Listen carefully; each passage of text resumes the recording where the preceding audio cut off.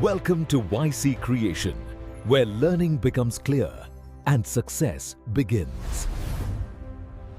भाषा सिखाने के तो मतलब हजारों तरीके हैं, है ना? जी बिल्कुल। लेकिन आज हम एक ऐसे तरीके की बात करने वाले हैं जो कहता है कि किसी को बोलना सिखाने का सबसे अच्छा तरीका उसे बोलने के लिए कहना ही नहीं है। सुनने में थोड़ा अजीब जरूर लगता है ना? हाँ। पर जेम्स एशर का जो टोटल फिजिकल रिस्पॉन्स है यानी टीपीआर, उसका मूल मंत्र असल में यही है।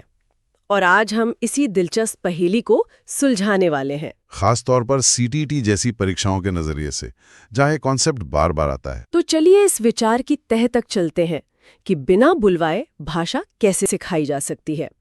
तो सबसे पहले एकदम बेसिक से शुरू करते हैं। ये टोटल फिजिकल रिस्पॉन्स आखिर है क्या चीज? नाम तो बड़ा भारी भरकम लगता है। नाम थोड़ा एकेडमिक जरूर है, पर इसका जो कॉन्सेप्ट है वो हमारी और आपकी जिंदगी का सबसे स्वाभाविक, सबसे नेचुरल हिस्सा है। अच्छा? जेम्स आशर ने कोई रॉकेट साइंस नहीं बनाया। उन्होंने बस बहुत ध्यान से देखा कि एक बच्चा अपनी माँ बाप की भाषा कैसे सीखता है और उसी प्रक्रिया को क्लासरूम में लाने का एक तरीका बना दिया। अच्छा, मतलब जैसे एक छोटा बच्चा अपनी मातृभाषा सीखता है। बिल्कुल। आप सोचिए ना, 1 साल का बच्चा जब उसकी माँ कहती है बेटा बॉल दे दो, तो वो बोलकर जवाब नहीं देता। हाँ, वो तो बस बॉल उठाकर दे देता है। एग्जैक्टली। जब पापा कहते हैं टाटा करो, तो वो हाथ हिलाता है। इस पूरी प्रक्रिया में जो महीनों तक चलती है, बच्चा एक साइलेंट रिसीवर है। मतलब वो सिर्फ सुन रहा है। वो भाषा को सुन रहा है, समझ रहा है और अपने शरीर से, अपनी फिजिकल एक्टिविटी से उस पर रिस्पॉन्स दे रहा है। यही तो है टोटल फिजिकल रिस्पॉन्स। भाषा को दिमाग से सुनकर पूरे शरीर से प्रतिक्रिया देना। बोलना तो बहुत बहुत बाद में आता है। वाओ, मतलब ये तरीका इस बात पर आधारित है कि समझने की क्षमता बोलने की क्षमता से पहले विकसित होती है। जी। ये तो पारंपरिक तरीकों से बिल्कुल उल्टा है। बिल्कुल। मुझे याद है मेरे स्कूल में फ्रेंच क्लास के पहले ही दिन टीचर ने हमसे बॉन्जोर, je m'appelle बुलवाने की कोशिश की थी। आधी क्लास की तो घबराहट के मारे आवाज ही नहीं निकली। ये बिल्कुल सही नस पकड़ी है। यही टीपीआर का सबसे बड़ा क्रांतिकारी विचार है। ये कहता है कि पारंपरिक तरीके जो पहले दिन से ही बोलने पर जोर देते हैं, वो सीखने की प्राकृतिक प्रक्रिया के खिलाफ जाते हैं। वो एक डर पैदा कर देते हैं। हाँ, वो बच्चों में एक तरह का परफॉर्मेंस एंजाइटी या प्रदर्शन का डर पैदा करते हैं। टीपीआर इसी डर को ही खत्म कर देता है। तो अगर हम इसके मेन पिलर्स को देखें तो मतलब 3 बातें सामने आती हैं ना। एक तो सुनना पहले, बोलना बाद में। जी। Listening first. जी। दूसरा वो भाषा और शारीरिक क्रिया का जुड़ाव। और तीसरा जो मुझे सबसे जरूरी लगता है वो है तनाव मुक्त माहौल, स्ट्रेस फ्री लर्निंग। मेरे हिसाब से तो ये सबसे ज्यादा जरूरी होना चाहिए, क्योंकि अगर बच्चा डरा हुआ है तो वो कुछ भी नहीं सीखेगा। आपका क्या मानना है? आपका सोचना बिल्कुल सही है। और पता है, एजुकेशन साइकोलॉजी में इसे अफेक्टिव फिल्टर कहते हैं। Affective filter? हाँ, मतलब जब कोई बच्चा तनाव, डर या शर्म महसूस करता है तो उसके दिमाग में एक तरह का फिल्टर, या कह लीजिए एक दीवार खड़ी हो जाती है जो नई जानकारी को अंदर आने से रोकती है। अच्छा। टीपीआर का तनाव मुक्त माहौल इसी फिल्टर को नीचे गिरा देता है। लेकिन ये माहौल बनता बाकी 2 सिद्धांतों की वजह से है। कैसे? सुनना पहले का नियम बच्चे से बोलने का दबाव हटाता है और एक्शन के साथ जुड़ना सीखने को एक खेल बना देता है। तो ये तीनों एक दूसरे से बहुत गहराई से जुड़े हुए हैं। अच्छा, तो ये तीनों एक दूसरे के पूरक हैं। ये जो एक्शन वाला पॉइंट है, मैं इस पे थोड़ा और समझना चाहूंगी। ये सिर्फ सीखने को मजेदार बनाने के लिए है या इसके पीछे कोई गहरा विज्ञान भी है? नहीं, इसके पीछे ठोस न्यूरोसाइंस है। जब हम कोई शब्द सुनते हैं जैसे कूदो, तो हमारे दिमाग का भाषा वाला हिस्सा वो एक्टिव होता है। लेकिन जब हम उस शब्द को सुनकर सच में कूदते हैं तो हमारे दिमाग का मोटर कॉर्टेक्स, यानी वो हिस्सा जो शारीरिक गतिविधियों को कंट्रोल करता है, वो भी एक्टिव हो जाता है। अच्छा, मतलब दिमाग के 2 हिस्से एक साथ काम कर रहे हैं। एग्जैक्टली। इस तरह कूदना शब्द दिमाग में 2 अलग अलग जगहों पर दर्ज होता है, एक ध्वनि के रूप में और एक एक्शन के रूप में। ये कनेक्शन उस शब्द की याददाश्त को कई गुना ज्यादा मजबूत बना देता है। इसे एम्बॉडीड कॉग्निशन कहते हैं, यानी शरीर के अनुभव से सीखना। ये तो कमाल है। मतलब टीपीआर सिर्फ एक टीचिंग टेक्निक नहीं, बल्कि दिमाग के काम करने के तरीके पर आधारित एक वैज्ञानिक विधि है। अब मैं उस टीचर के नजरिए से सोच रही हूँ जो सीटीईटी की तैयारी कर रहा है। ये सब सुनने में बहुत अच्छा लग रहा है, लेकिन मेरी क्लास में 40 बच्चे बैठे हैं। मैं इसे असल में शुरू कैसे करूं? क्या मुझे बस कमांड देना शुरू कर देना है? ये एक बहुत ही जरूरी और प्रैक्टिकल सवाल है। इसे लागू करने का एक व्यवस्थित तरीका है। आप इसे 4 चरणों में देख सकते हैं। ओके। पहला चरण है शिक्षक का प्रदर्शन, मतलब टीचर खुद डेमोन्स्ट्रेट करेगा। मान लीजिए आप खड़े हो जाओ और बैठ जाओ सिखाना चाहते हैं। ठीक है। तो शिक्षक पहले खुद बोलेगा स्टैंड अप और साथ में खड़ा होकर दिखाएगा, फिर बोलेगा सिट डाउन और बैठकर दिखाएगा। वो इसे कई बार दोहराएगा। ठीक है, तो पहले टीचर खुद करके दिखाएगा, इसके बाद? दूसरा चरण है छात्रों का प्रदर्शन। अब शिक्षक सिर्फ कमांड देगा स्टैंड अप और बच्चे उसे सुनकर खड़े हो जाएंगे। शिक्षक एक्शन नहीं करेगा। अच्छा, अब सिर्फ बच्चे एक्शन करेंगे। हाँ, वो अलग अलग कमांड देगा सिट डाउन, स्टैंड अप, और बच्चे बिना बोले सिर्फ उन पर अमल करेंगे। और यहीं से शुरू होता है वो दौर जिसे हम कहते हैं मौन अवधि, साइलेंट पीरियड। इसी साइलेंट पीरियड को लेकर मेरे मन में एक सवाल है। मैं समझ रही हूँ कि नींव मजबूत करना जरूरी है, लेकिन क्या असल भारतीय क्लासरूम में ये मुमकिन है? टीचर पर सिलेबस पूरा करने का भारी दबाव होता है। कहीं ऐसा न हो कि हफ्तों तक बच्चे बोल ही नहीं रहे और प्रिंसिपल आकर पूछे कि क्लास में चल क्या रहा है। क्या ये साइलेंट पीरियड एक लग्जरी नहीं है जिसे हर कोई अफोर्ड नहीं कर सकता? ये एक बहुत ही व्यवहारिक चिंता है, लेकिन साइलेंट पीरियड का मतलब ये नहीं है कि बच्चे कुछ सीख नहीं रहे हैं, बल्कि ये उनके सीखने का सबसे गहन, सबसे इंटेंसिव समय होता है। अच्छा। वो निष्क्रिय नहीं है। उनका दिमाग भाषा के पैटर्न को, शब्दों और एक्शन के कनेक्शन को सोख रहा है। इसे एक मजबूत नींव डालने जैसा समझिए। अगर नींव भरने में जल्दबाजी की तो इमारत कमजोर बनेगी। और सीटीटी के नजरिए से यह समझना बहुत जरूरी है, क्योंकि परीक्षा में अक्सर चाइल्ड सेंटर्ड यानी बाल केंद्रित लर्निंग से जुड़े सवाल आते हैं, और साइलेंट पीरियड बच्चे को अपनी गति से सीखने की आजादी देने का एक बेहतरीन उदाहरण है। ये लग्जरी नहीं, बल्कि एक इन्वेस्टमेंट है। निवेश, यह शब्द इसे एक नया दृष्टिकोण देता है। ठीक है, तो तीसरा चरण ये साइलेंट पीरियड हो गया, और चौथा चरण क्या है? चौथा चरण है भूमिकाओं का बदलना, रोल रिवर्सन।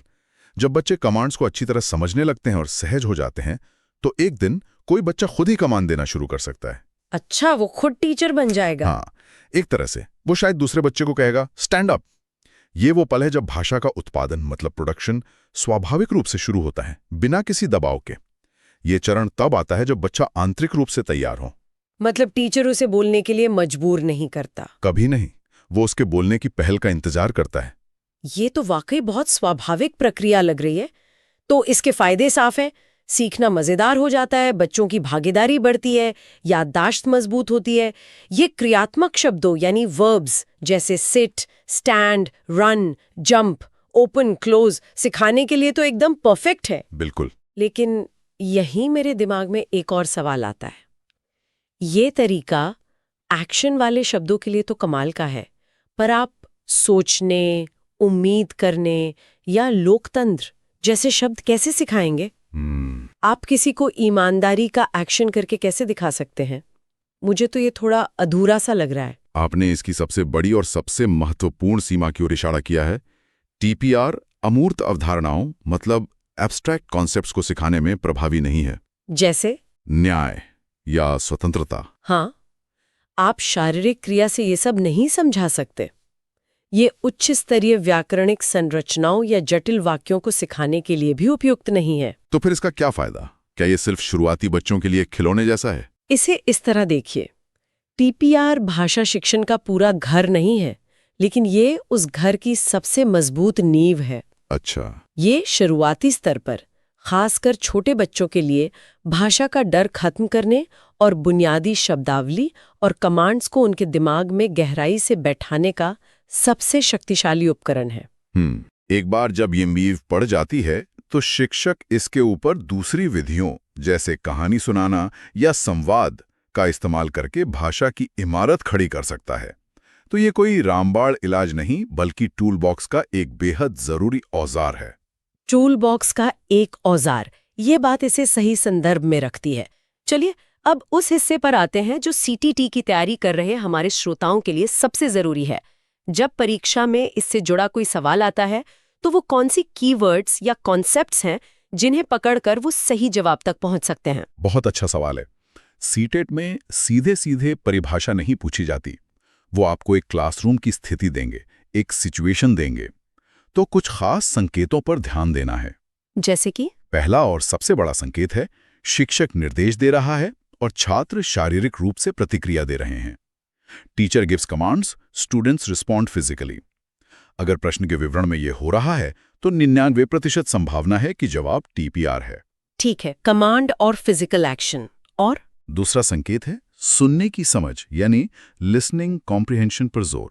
अगर प्रश्न में ये कहा गया है कि गतिविधि का उद्देश्य छात्रों की सुनने और समझने की क्षमता को विकसित करना है, न कि बोलने की, तो यह टीपीआर की ओर एक मजबूत इशारा है। ओके। तीसरा कीवर्ड है बाल केंद्रित या चाइल्ड सेंटर्ड, क्योंकि इसमें बच्चा अपनी गति से सीखता है और उस पर कोई दबाव नहीं होता। और चौथा, जो थोड़ा गहरा है, वो है भाषा अर्जन यानी एक्विजिशन बनाम भाषा सीखना यानी लर्निंग का अंतर। अर्जन एक प्राकृतिक अवचेतन प्रक्रिया है, जैसे हमने अपनी मातृभाषा सीखी। टीपीआर भाषा अर्जन को बढ़ावा देता है। अगर विकल्प में लैंग्वेज एक्विजिशन जैसा शब्द है तो यह एक बड़ा क्लू है। क्या हम इसका एक उदाहरण देख सकते हैं? मान लीजिए परीक्षा में एक प्रश्न आता है। जरूर। मान लीजिए प्रश्न है, कक्षा 3 की एक शिक्षिका अपनी कक्षा में turn left, jump high, walk slowly जैसे निर्देश देती है। छात्र इन निर्देशों को सुनते हैं और बिना कुछ बोले उन पर अमल करते हैं। शिक्षिका का उद्देश्य छात्रों को भाषा के साथ शारीरिक रूप से जोड़ना है। यह शिक्षण की किस विधि को दर्शाता है? ठीक है। अब आपके पास विकल्प हो सकते हैं। A, communicative language teaching, B, direct method, C, total physical response, D, audio lingual method. यहाँ साफ साफ निर्देश यानी कमांड्स और अमल यानी फिजिकल एक्शन की बात हो रही है, और बच्चे बिना बोले ऐसा कर रहे हैं। तो ये तो सीधे सीधे टोटल फिजिकल रिस्पॉन्स की तरफ इशारा करता है। बिल्कुल, आपने एकदम सही तरीके से प्रश्न को तोड़ा। यही तरीका अपनाना है। विवरण में एक्शन, कमांड और बोलने पर जोर न होने जैसी बातों को ढूंढना है। एक और महत्वपूर्ण बिंदु याद रखें। टीपीआर मानता है कि वयस्क भी बच्चों की तरह ही एक नई भाषा सीख सकते हैं, अगर उन्हें वैसा ही तनाव मुक्त और क्रिया आधारित माहौल दिया जाए। तो कुल मिलाकर जेम्स एशर का टीपीआर सिद्धांत भाषा को एक दिमागी कसरत से ज्यादा एक शारीरिक अनुभव बनाने पर जोर देता है। ये डर को हटाकर खेल को शामिल करता है और भाषा की नींव को इतना मजबूत बनाता है कि उस पर आगे कुछ भी बनाया जा सके। और इस पूरी चर्चा से एक विचार भविष्य के लिए भी निकलता है। हमने इसकी सीमा की बात की थी कि ये अमूर्त अवधारणाओं को नहीं सिखा सकता। हाँ। लेकिन आज के डिजिटल युग में, जहां हमारे पास ऑगमेंटेड रियलिटी, एआर और वर्चुअल रियलिटी, वीआर जैसी तकनीकें हैं, क्या हम टीपीआर के मूल सिद्धांत यानी एक्शन के माध्यम से सीखना को एक नए स्तर पर ले जा सकते हैं? ये तो बहुत दिलचस्प सवाल है। क्या सोच रहे हैं आप, मतलब कैसे? आप कल्पना कीजिए एक वीआर गेम की, जिसमें बच्चे को जिम्मेदारी का कॉन्सेप्ट सिखाना है। ओके। गेम में उसे एक वर्चुअल पौधे की देखभाल करने का काम मिलता है। ओके। अगर वो उसे समय पर पानी देता है तो पौधा बढ़ता है, अगर नहीं तो मुरझा जाता है। यहाँ जिम्मेदारी शब्द को एक शारीरिक इंटरैक्टिव अनुभव से जोड़ा जा रहा है। वाह। तो सवाल ये है कि क्या इस तरह की तकनीकें टीपीआर की सीमाओं को तोड़कर इसे अमूर्त और जटिल विषयों को सिखाने का भी एक शक्तिशाली जरिया बना सकती हैं? ये एक ऐसा सवाल है जिस पर भविष्य के शिक्षक और तकनीक निर्माता मिलकर काम कर सकते हैं।